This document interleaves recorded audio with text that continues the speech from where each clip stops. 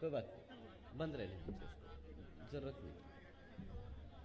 साथियों, जैसा कि आप जानते हैं कि लोकसभा आम चुनाव चल रहे हैं और इन लोकसभा आम चुनावों में पहले की तरह ही दुश्मन साम दाम दंड भेद का इस्तेमाल करेगा। साथियों, आप सब जानते हैं कि यहां पर आजकल दुश्मन सामने से आकर आप पर वार नहीं कर रहा है। पिछले कुछ समय से दुश्मन हमारे बीच में रहकर हमारे कार्यकर्ताओं को, हमारे कैडर को, हमारे वर्करों को अंदर से कमजोर करने की कोशिश कर रहा है। आप सब जानते होंगे कि पिछले कुछ समय से यहां पर हमारे जो दुश्मन हैं वो बहरूपिये का रूप लेकर हमारे लोगों के बीच में रहकर हमारे कैडर को, हमारे लोगों को भटकाने का काम कर रहे हैं। आप जानते होंगे कि ये बहरूपिये आप लोगों के बीच में रहकर किस तरीके से आपको कमजोर करने की कोशिश कर रहे हैं।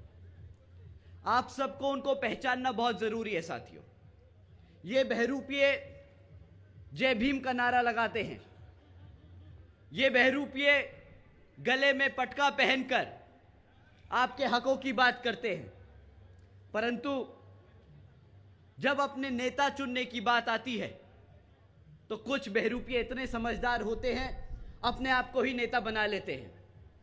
घबराने की बात वहां तक नहीं साथियों, घबराने की बात तब है जब ये अपने आप को नेता बनाकर बहुजन समाज पार्टी बहन जी से दूर करके अन्य विपक्षी नेताओं को बड़ा हितैषी बताते हैं। बहुजन समाज का हितैषी से दूर करके अन्य विपक्षी नेताओं को बड़ा हितैषी बताते हैं, बहुजन समाज का हितैषी बताते हैं।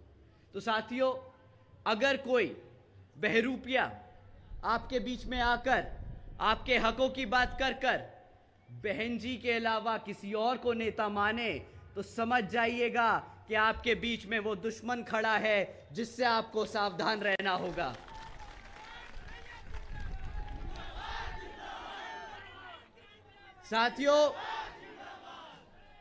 साथियों, ये मैं बहुत जिम्मेदारी से कह रहा हूं और अगर आप लोगों को ये बात सही लगे तो मेरी ये लाइनें खत्म होने के बाद जय भीम के नारे लगाइएगा।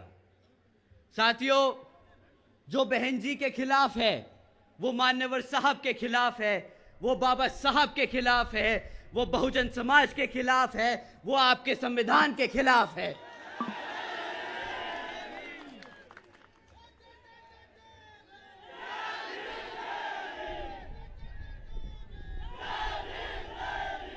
साथियों, ये बहरूपिये कुछ समय से आप लोगों के बीच में बैठकर अफवाह फैला रहे हैं।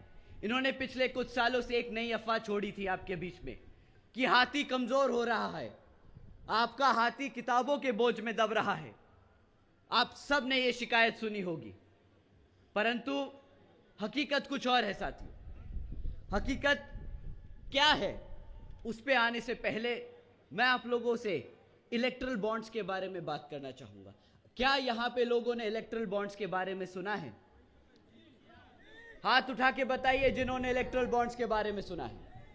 तो आप सब जानते होंगे कि पिछले 6 सालों में भारत के 25 राजनीतिक दलों ने बड़े बड़े धरना सेठों से 16,500 करोड़ रुपए चंदे के रूप में लिए हैं, परंतु एक राष्ट्रीय पार्टी है जिसने किसी भी धरना सेठ से 1 रुपया नहीं लिया। आप जानते हैं वो कौन सी पार्टी है?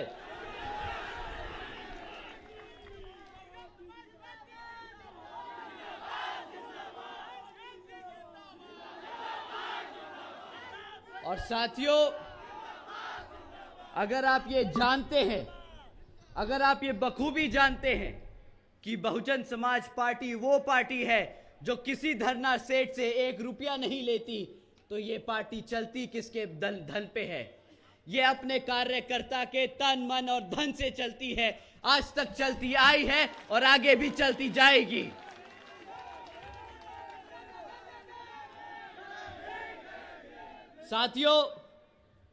हमारे सभी कार्यकर्ताओं से जब जब मुझे बात करने का मौका मिला, जब जब मैंने उनसे ये मुद्दे उठाए कि बात ये भाई सच है कि आप लोगों को किताबों का बोझ भारी लग रहा है, तो पता है पलट के हमारा कार्यकर्ता क्या बोलता है? जानते हैं आप? हमारा कार्यकर्ता अपने दिल पे हाथ रख के बोलता है कि भैया जी, ये किताब नहीं, कर्तव्य है हमारा। मान्यवर साहब के मूवमेंट के लिए, उन्होंने बहुजन समाज के मूवमेंट के लिए मान्यवर साहब ने अपनी जिंदगी कुर्बान कर दी, बहन जी ने अपनी पूरी जिंदगी त्याग दी।